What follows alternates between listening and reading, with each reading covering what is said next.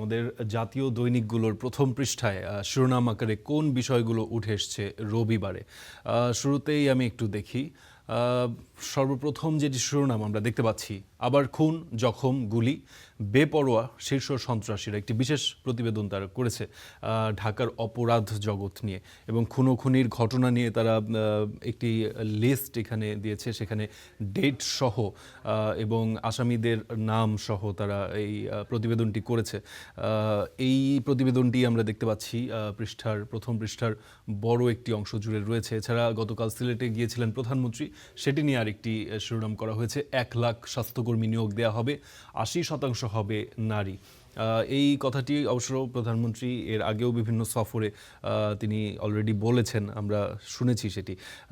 এরপর আরও কি করবেন ট্রাম্প, বিশ্লেষণধর্মী একটি প্রতিবেদন তারা করেছে। ট্রাম্পের এখনকার যেই পরিস্থিতি, তিনি আসলে যেই কথাগুলো বলছেন, ইরানের সঙ্গে যুদ্ধবিরতির যে আলাপ আলোচনা সেটি নিয়ে যে নেগোসিয়েশন, এবং তাতে নেটোর ভূমিকা, তাতে তার যুক্তরাজ্য সহ জার্মানি সহ তাদের যে টানাপোড়েন, সেই সব কিছু মিলিয়ে সম্ভবত একটি বিশ্লেষণধর্মী প্রতিবেদন করেছে প্রথম আলো। এছাড়া আমরা এই পাশে দেখতে পাচ্ছি টিআর ও কাবি খায় খাদ্যের বদলে অর্থ বরাদ্দের প্রস্তাব।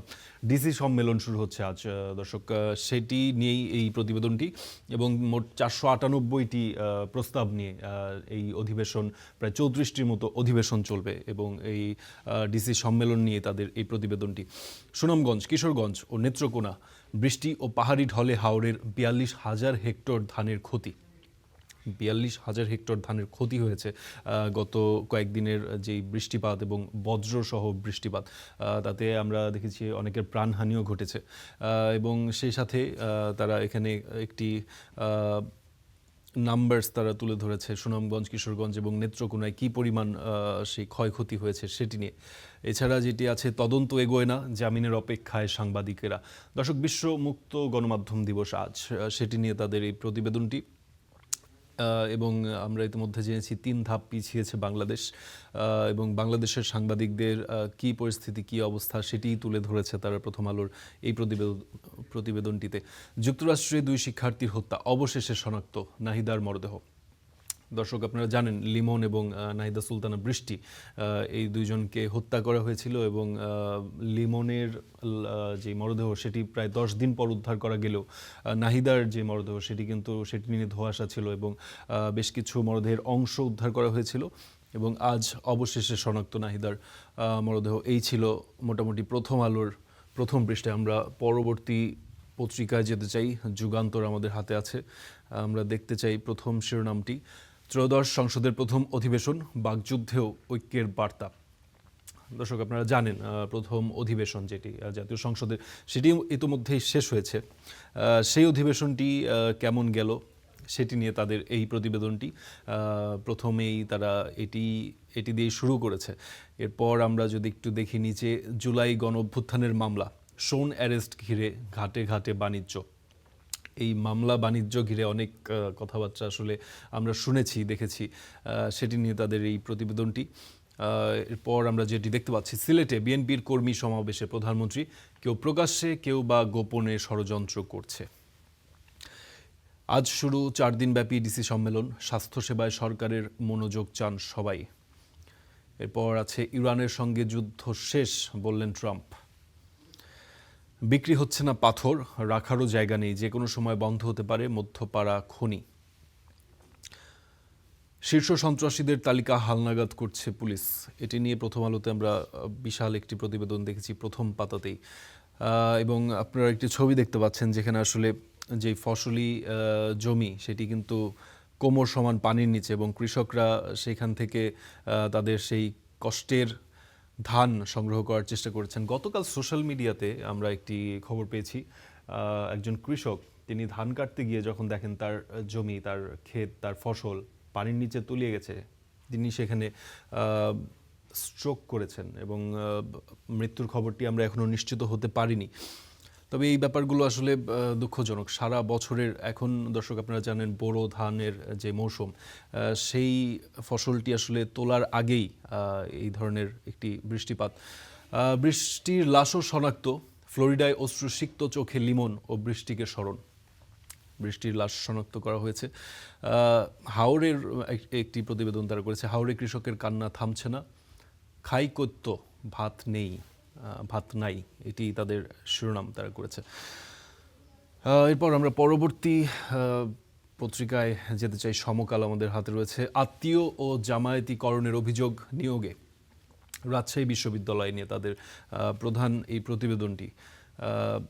রাজশাহী বিশ্ববিদ্যালয়ে যেই নিয়োগ, সেটিতে আত্মীয় এবং জামায়াতিকরণের অভিযোগ তুলে উঠে এসেছে এমন বলার চেষ্টা করছে সমকাল।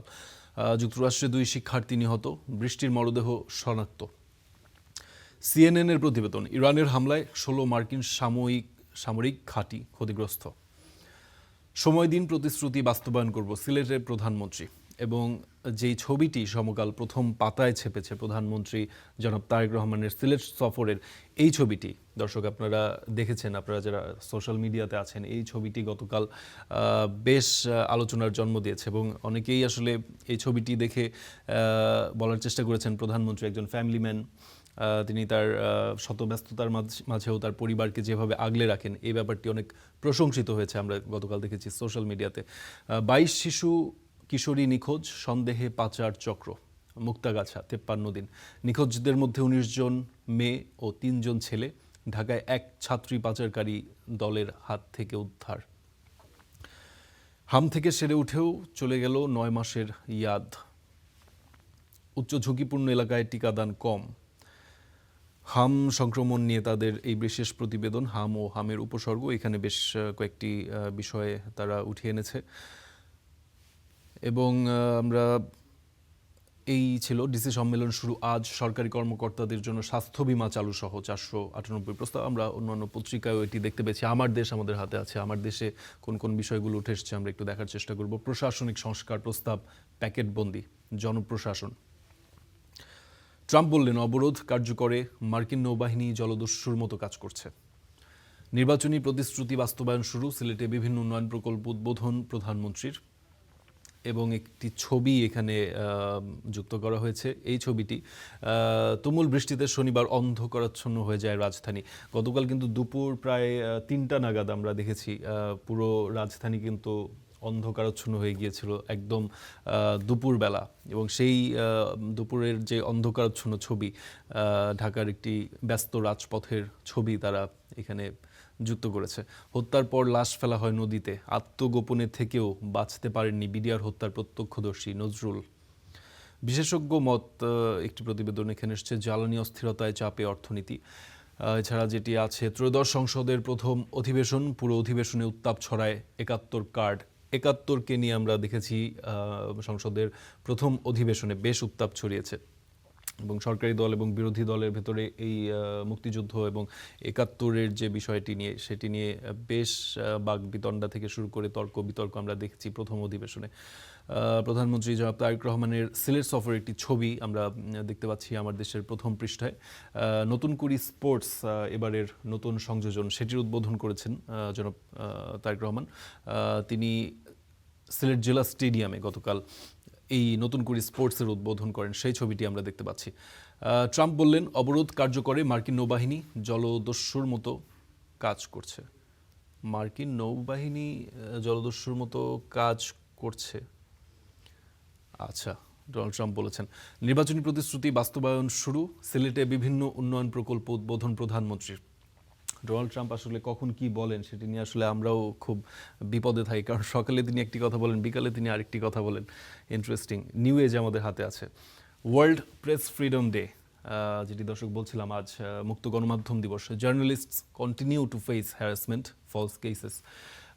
সাংবাদিকরা, বাংলাদেশের সাংবাদিকরা সেই যেই হয়রানি এবং মিথ্যা মামলা সেটি ফেস করছে বা তাদের বিরুদ্ধে হচ্ছে, সেই ব্যাপারটি নিউ এজের প্রথম যে শিরোনাম, সেই ব্যাপারটি আমরা দেখতে পাচ্ছি।